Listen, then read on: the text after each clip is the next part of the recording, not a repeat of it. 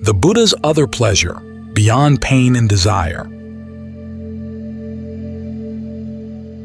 Ordinarily, the mind goes bouncing back and forth between pain and sensual pleasure.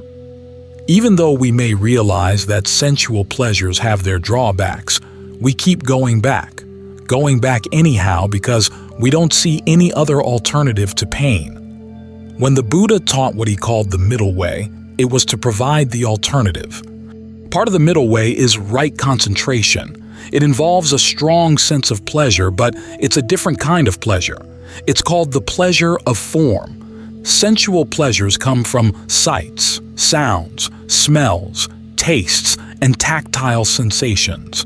The pleasure of form is more the pleasure that comes when the body, as felt from within, feels good regardless of what it's touching outside. The various elements and various functions in the body seem to be working in harmony. When we get the mind in right concentration, that's what we're trying to induce. A sense that all the energies in the body are working together. The breath is flowing smoothly. If it's not flowing smoothly yet, you work on it.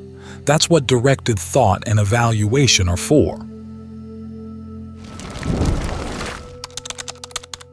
Let pleasure and pain fall off the plow. Directed thought is when you focus your thoughts on staying with the breath. Evaluation is asking yourself, does this feel good? If it feels good, how do I keep it up? If it doesn't feel good, what do I change? That's the kind of thinking that enables the mind to settle into this sense of the body felt from within without pushing the energies out of balance. But even here you have to be careful, because it's very easy, once the breath gets comfortable, to forget about the breath and go for the pleasure. That turns into what Ajahn Lee would call delusion concentration, where you're quiet and still, but not really sure where you are. Or even worse, it just turns into drowsiness. You just start falling asleep because you've forgotten your work, which was the directed thought and evaluation, to make sure that the breath stays right, which is something you can't really let go of until everything is well balanced in the body. Your awareness fills the body. The breath energy fills the body, and the mind feels solidly there. So, in getting the mind to settle down, we're dealing both with pleasure and pain as felt from within, and we have to learn how not to be overcome by either of them. The Buddha calls this being developed in body and developed in mind. Developed in body doesn't mean you go out and you exercise a lot. It means that your mind isn't easily overcome by the pleasure. Developed in mind means that the mind is not easily overcome by pain. This requires that when you encounter pains in the meditation, you have to learn how not to be knocked off course by them. Try to breathe through them. But remember the Buddha's instructions with regard to pain. The duty is not to make it go away. The duty is to comprehend it. In particular, to comprehend the mind's relationship to the pain. So there'll be a back and forth as the mind begins to settle down and encounters some pain and works with it, either breathing through it or just not focusing on that part of the body. Tell it, if the pain wants to be in the knee, you can have the knee. You're not going to move in with it. That enables the mind to settle down even more. Then you can see more clearly how the mind is reacting to the pain or getting involved in the pain. As for the pleasure, you're going to have to remind yourself, stay with the breath, stay with the body. The pleasure is not the topic of the concentration. The pleasure is one of the byproducts. It'll do its work perfectly well without your wallowing in it. So you have to learn how to regard the pleasure as no big deal. It's there, and it's going to be helpful. You can learn how to use it as a tool. You don't make it the purpose of the meditation. And you have to remind yourself that as long as the mind can be overcome by pleasure, it's going to be overcome by pain, because they both come from the same place. If you hold on to those places, in other words, what the Buddha called the 5 aggregates, the form of your body as you feel it within, feelings, perceptions, mental fabrications, where you put thoughts together, and consciousness, your awareness at the senses, including the sense of the mind. If you hold on to these places, you'll find that they can give pleasure and they can give pain. Seeing that they give pleasure, we hold on to them. They're activities we like to engage in. In particular, we like to fantasize around our perceptions of something being entertaining or beautiful, attractive, interesting. These perceptions form the nucleus around which we start fabricating our thoughts. Then there's a feeling of the pleasure that comes with those thoughts. But the thoughts can turn on you. They can lead to other thoughts that give pain. They're all part of the same process. So, if you hold on to these processes because of the pleasure they can give you, when they change, you find yourself holding on to pain. Even though nobody wants it, we hold on to it because we're so used to holding on to these activities. If you don't want to be overcome by the pain that comes from these activities, you have to learn how not to be overcome by the pleasure that comes from them too. As we get the mind settled in concentration, we're engaging in these activities. We're trying to get a sense of inhabiting the form of our body from within in a way that gives rise to a non-sensual feeling of pleasure. And there's a perception that we're holding here, the perception of how the breath runs in the body. There's the fabrication of directed thought and evaluation as you're dealing with the task of getting the mind to settle into the body well, so that the mind feels snug with the body and the body feels snug with the mind. Then there's consciousness, the awareness of all these things. We're engaging in these activities, but we have to be careful not to focus on the pleasure that comes from them. We use the pleasure. We use these activities as tools. We have to stay focused on what we're trying to do here, what the task at hand is, because we're aiming at a well-being that goes beyond these activities. To do that, the mind has to be, as I said, well-developed, just as the body has to be developed in the sense of not being overcome by pleasure. So we engage in these activities, but we let the pleasure fall off us. We don't try to gather it up. A John Lee's image is plowing a field. As the dirt falls off the plow, you stick it in a bag. If you keep doing that, you're going to get weighed down. That's how we tend to deal with these activities. We stick our pleasure in the bag. We stick our pain in the bag. We think about how long the pain has been there. We think about how much longer it's going to be there, especially if we're going to sit for an hour. All of a sudden, the whole hour becomes an hour of pain. Even though it's only one moment that you're feeling the pain, you've already sketched out the rest of the hour as being a painful hour. And however long the pain's been there in the past, you carry that around in your bag as well. No wonder you get weighed down. It's because we have that bag in which we want to collect pleasure. Whatever comes off the plow, we stick it in the bag. Well, whatever sometimes turns out to be pain. You have to learn how to let the soil fall off the plow by not gathering it up. The pleasures are there, but you don't gather them up. The pain may be there, but you don't gather it up. This way, the mind can stand apart from the pleasure and pain.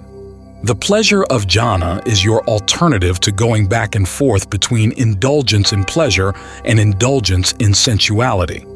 Even here, though, you have to be careful about how you indulge in the pleasure that provides you with the alternative. You give rise to it, you nurture it, you take care of it, but you let it fall off the plow. You don't put it in a bag. Whatever pains come up, you let them fall off. In training the mind in this way, you'll ultimately find something that's even better. But it requires that you be very precise in how you relate to pleasure and pain, so that neither of them can take charge of the mind. Pain and the middle way. The Buddha once said that the reason we go for sensual pleasure is because we don't see any other alternative to pain. And when he said that, he was giving the basic insight that led to his discovery of the path. He realized that there was another alternative to pain. There's the pleasure of form, the pleasure of the mind in concentration, focused on the breath with a sense of ease, well-being, and refreshment that spreads throughout the whole body. That's the other alternative to pain. and it's a good alternative for several reasons. One is that it keeps us from simply being bounced back and forth between our pleasures and pains. And two, it gives us a good place to stand so that we can understand pleasure and pain, the power they have over the mind. When the Buddha said that his path was a middle way, it wasn't between pleasure and pain. It was between being devoted to self-affliction and being devoted to sensual pleasures. The middle way is not simply a halfway point between the two of those. In other words, you don't devote yourself to finding middling pleasures and middling pains. You devote yourself to something else entirely. You devote yourself to what he calls the heightened mind, the mind in concentration. From that perspective, you can start understanding what's going on as the mind gets involved in pleasure, in sensual pleasure, and as it gets involved in pain. It's not impossible for the mind to be concentrated even though there's pain in the body. This is something that a lot of us misunderstand. The texts do describe pleasure saturating the whole body when you're in the first jhana, but if there's a pain that you can't work out with the breath, you can simply learn how to work around it. In other words, focus not on the pain, but first on the breath energy in the body and seeing what you can do to make that energy pleasant. There arises a sense of pleasure in form, i.e., your sense of the body as you inhabit it from within. Then see how much space in the body that's not occupied by the pain you can fill with that sense of well-being. Then think of the good breath energy that you're working with penetrating through the pain. Ajahn Lee makes this point. He says, if the breath stops at the pain, that just builds up a wall which gives even more reality to the pain, makes it even more firmly entrenched. But if you can breathe through it, thinking of the breath energy going right through the pain, permeating the pain and coming out the other side, at the very least it relieves a lot of the tension around the pain. Sometimes it can actually make the pain go away. Or sometimes you'll find that as you work with the breath energy in one part of the body, a pain in another part of the body disappears. I myself found when I was first meditating that pains in the knees or in the hips often came from the fact that the breath energy wasn't flowing well in the back of the neck or the top of the back. Once the energy down the spine was flowing well, it began to flow down through the hips and through the legs. A lot of the pains that came from poor circulation of the breath, poor circulation of the blood, or simply a pinching of the nerves would go away. But it's not our purpose here to make the pain go away. Remember, as the Buddha said, it's to understand pain, and particularly the pain in the mind. This is why, when you've worked with the breath and have gotten a sense of concentration, that's not enough. It plays a huge role in getting past the pain. As the Buddha said, without the pleasure of concentration, there's no way that discernment would be able to do away with your attachment to pain, because as long as you don't have this alternative pleasure, then no matter how much you understand the drawbacks of sensual pleasure, you're going to keep going for sensual pleasure. As you go for sensual pleasure, you find yourself stuck with pain as well, because the two go together. As the sensual pleasure changes, there's going to be pain, so back out of that and actually pull back into the pleasure of jhana. Then from there, you start examining, what is this power of the pain over the mind? And you realize it's the combined power of the pleasure and the perceptions that go around it. Because when there's pain in the body, it's not simply just the feeling there in the body. Red alerts are being lit up in your brain. Your mind gets worried about the pain. Is this a sign that I'm going to lose my legs? Is this a sign that I'm going to be paralyzed? All sorts of stories, or just simply the fact that you're going to have to sit here for a whole hour with this pain. What if this pain just grows and grows and grows with the hour? Your mind can come up with lots of stories around it. These are all based on your perceptions, the images that the mind uses to communicate with itself. So once you've allowed the mind to step out of the back and forth between sensual pleasure and pain by getting into this sense of well-being or the pleasure of form, the pleasure of the concentration, then you're in a better position to be curious about, well, what is it about sensual pleasure and what is it about pain that pulls the mind in? Being able to be curious about these things is a major step. You're not caught in running back and forth and being hit back and forth by the pain and the pleasure, thinking about nothing but how much you want the pain to end or how much you want to run away from the pain. Now, though, you've got a place, a safe place, to watch it. And then you can begin watching out of curiosity. The simple fact that you're moving toward the pain to investigate it means that the pain is not hitting you. You're now a moving target. If you just sit there, receiving the pain, it's very easy for it to hit you. As you focus on understanding the pain, you can ask, what is the perception here? And you can test your perceptions by asking yourself some strange questions. Is the pain the same thing as the body? Suppose you've got a pain in the knee. Is it the same thing as the knee? And part of your mind will say, well, no, of course not. But another part of your mind says, yes. So you have to argue with that other part, take it on. And the reason you haven't taken it on before is because the question was so strange. The whole idea was so strange, even though it has power over the mind. A lot of the ideas we have about pain are things we picked up when we weren't thinking straight, when we were little kids, often before we had language. That was when we first encountered pain. And a lot of our subconscious feelings about pain come from that time.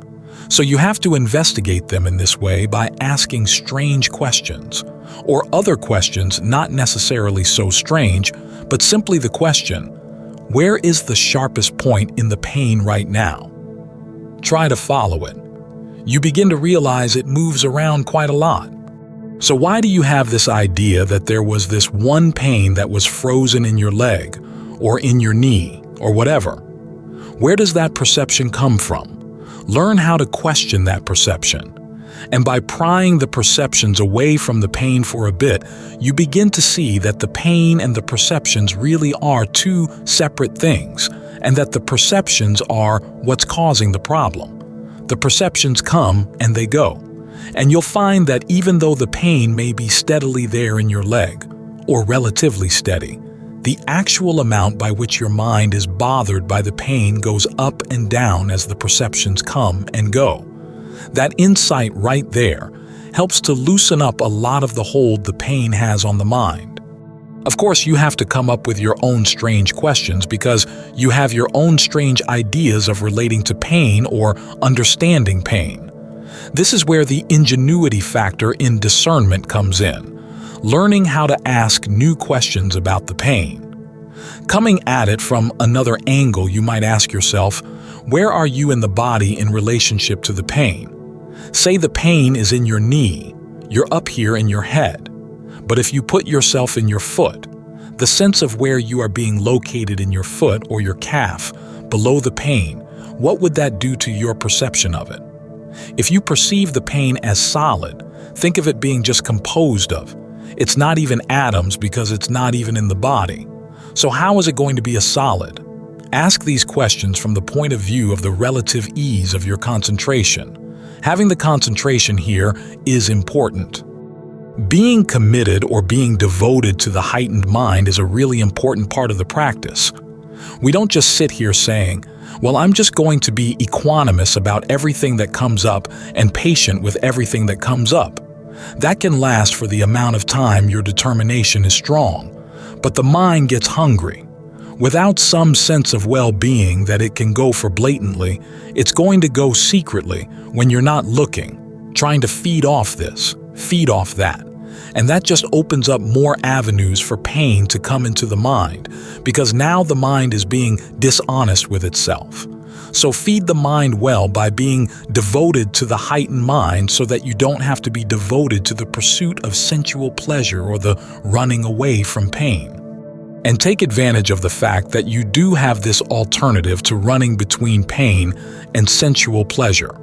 Learn how to use it, because it is the middle way. And it's the way, as the Buddha said, that leads to what's noble. If you find yourself disturbed by pain, don't go for what the Buddha calls household pleasure. You have to go for renunciate pain. In other words, the pain of the fact that there's work to be done and I've got to do it. The fact that you're still worked up about the pain means there's work to be done. Okay, do the work. Don't try to soothe yourself by saying, well, just learn how to be equanimous about all this or non-reactive to all this. That's just a momentary salve. The Buddha actually encourages you to go for what he calls renunciate pain, which is the realization there's work to be done. I've got to do it, but it's good work. And it's work that's done from this sense of well-being, the pleasure of form that comes from working with the breath. That's what really heightens the mind.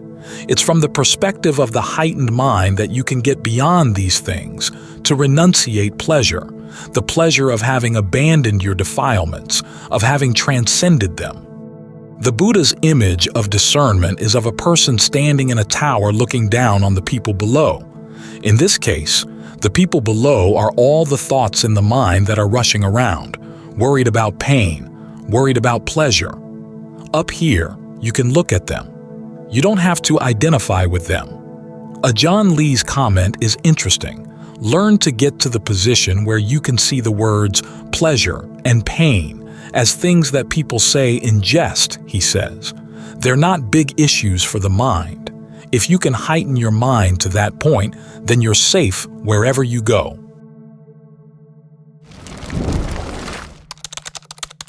Pleasures and pains on the middle way. Start with some good, long, deep in and out breaths, long in, long out, to alert yourself to the breath. Then the next question is, does it feel good? If it feels good, keep it up. If not, you can change the rhythm of your breathing. You can think of all kinds of variations, shorter, even deeper or more shallow, heavier, lighter, faster, slower. Experiment with different ways of breathing to see what feels best right now. Gaining a sense of pleasure in the breath is an important principle in gaining concentration. The mind doesn't like to settle down with things that are unpleasant. If the breath is uncomfortable, it's going to run away. So you've got to bring it back and focus on finding a comfortable breath. Once the breath is comfortable, start thinking of how that comfortable energy can spread through the body. When we talk about the breath, it's not just the air coming in and out of the lungs. It's the flow of energy in the body as a whole, the energy in the nerves, the energy in the blood vessels and all the muscles. When you breathe in, do the different parts of the body feel nourished? Is there a sense of easy flow, or is there a sense of blockage? If there's a tension someplace, that's going to be blocking things.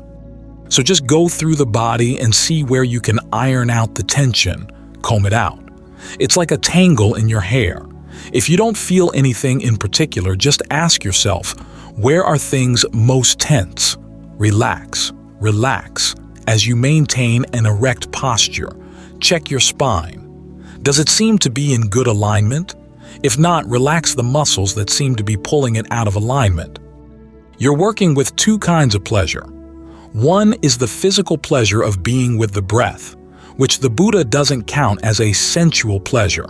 It's called the pleasure of form, the way you feel the body from within. That's different from the pleasures of sights, sounds, smells, tastes, and tactile sensations. The Buddha places it on a higher level because it doesn't really have to depend on things outside. And as he says, it's a blameless pleasure, in the sense that you don't have to harm anybody to gain it. At the same time, it doesn't intoxicate the mind.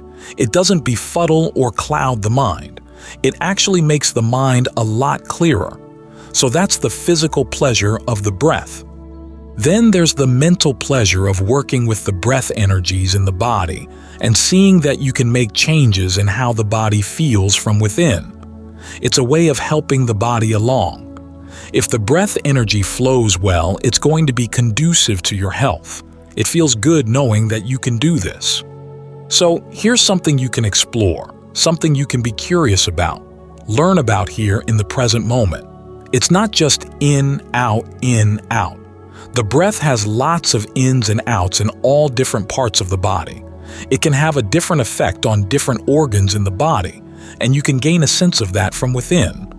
When you have this combination of physical pleasure and mental pleasure, the mind is happy to settle down. You don't have to force it. It's like giving a child an interesting game to play, something that captures the child's imagination. You don't have to place the child under lock and key to keep it at home. The child will stay home happily playing with the game. Gaining this pleasure is an important part of the path. We hear about the middle way between devotion to sensual pleasure and devotion to self-torture. And it's easy to think about it as being someplace in the middle between pleasure and pain, an equanimous, neutral feeling. But that's not the case. The Buddha talks about it as an alternative pleasure. As he says, if there's no alternative pleasure to sensual pleasure, then the mind's going to go there. No matter how much it may understand the drawbacks of sensual pleasure, when it wants to avoid pain, it'll go straight to the sensual pleasure unless it has an alternative. And here you are providing it with that alternative. And this is the alternative that's on the path. This is the middle way. This too is a devotion to pleasure, but it has different consequences. Remember, we're on a path. We're going someplace, which means we have to think about where our actions will lead us. Acts of indulging in pleasure or in pain will have their consequences. Here, we're working toward the ultimate sukha. That's the Pali word for pleasure, happiness, well-being, bliss. It covers that whole range of basically feeling good, having a sense of well-being. It's a deathless pleasure, something that will not change. Once you've found it, it's there. Actually, it's there already. It's just that you haven't found it yet. As for other pleasures and pains, we have to rank them as to whether they're helpful on that path or not. The pleasure of concentration is one of the ones that's helpful.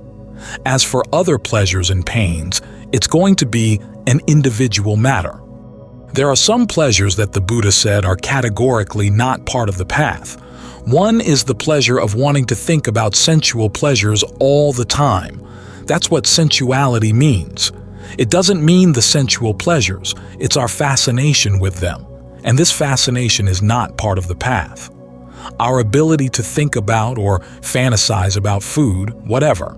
We can think about things for long periods of time. The pleasures we get from sights, sounds, smells, tastes, tactile sensations.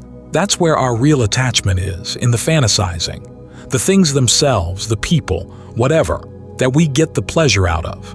We're not nearly as attached to them as we are with the mind's fascination with thinking about the pleasures, planning for them. That kind of pleasure, the Buddha said, is off the path. Also, any pleasures that could come from killing, stealing, having illicit sex, lying, taking intoxicants.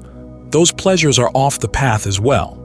But aside from that, if you find that there are certain pleasures in life that, when you indulge in them, it doesn't have an effect on your meditation, doesn't have an effect on the path, those are okay. The same goes with pain. Some pains are actually good to sit through so that you can learn lessons from them. And sometimes, to counteract unskillful mental states, you need to take what the Buddha calls painful meditation topics, like the contemplation of the foulness of the body or what happens to the body after death. These are things that are unpleasant to think about, but they're useful. So that's a kind of pain to be encouraged. Another pain the Buddha encourages is when you realize that there's work to be done in the mind. Awakening is possible, but you haven't gotten there yet. That's a painful thought because it means there's work you've got to do. The Buddha says to think about that, to encourage that thought. All too often you hear we shouldn't have any goals because if you have goals, then you start feeling bad about yourself. That may work on a weekend meditation retreat when they're afraid that you're going to put too much pressure on yourself. But when you're thinking about training the mind as a lifetime process, you've got to have goals. And the tension of realizing, okay, there's a goal that you haven't yet attained. It's like the tension on the string of a bow. That tension is what allows the arrow to fly far. So there are certain pains and certain pleasures that are actually useful on the path. They're judged as to the consequences they have when you indulge in them. As I said, in some cases there's a categorical yes and no for certain pleasures and pains. In other cases, though, it's going to be an individual matter. It's when you learn how to see the effect that a pleasure or a pain is having on the mind. That's when you develop your own discernment. The Buddha has a lot of do's and don'ts, but then there are a lot of area where he says you've got to explore on your own and look for yourself at what's happening in terms of cause and effect in your own life. Those are the areas where you start developing your own discernment. So that's what the middle way means. It doesn't mean that you're in a neutral state all the time. It means that you're looking at your pleasures and pains to see how conducive they are on the path to the ultimate well-being. It's like being an athlete in training. You want to win the game and you know that certain foods will be bad for your body as you train, so you've got to avoid them no matter how much you may like them. There are certain pains that you have to take on in the course of training the body. Other pains, though, are going to harm the body. If you push the body too hard, it's going to get in the way. So you have to learn how to develop your own sense of just right. Which pains are good, which pains are not, which pleasures are good, which pleasures are not, for the purpose of that goal. It's the same here as you practice the Dhamma. Certain pleasures you've got to give up because they're going to get in the way. There may not be anything inherently bad in them, but you find that if you indulge in them, they induce unskillful states of mind. Other pleasures are not harmful at all. Other pleasures are actually helpful, like the pleasure of being here with the breath right now. Learn how to see it as a pleasure. Years back, a woman brought a friend of hers to one of our afternoon meditations out under the trees. It was a lovely day. The sun was warm but not too warm, and there was a slight breeze. At the end of the hour, the friend opened her eyes and said she'd never suffered so much in her life.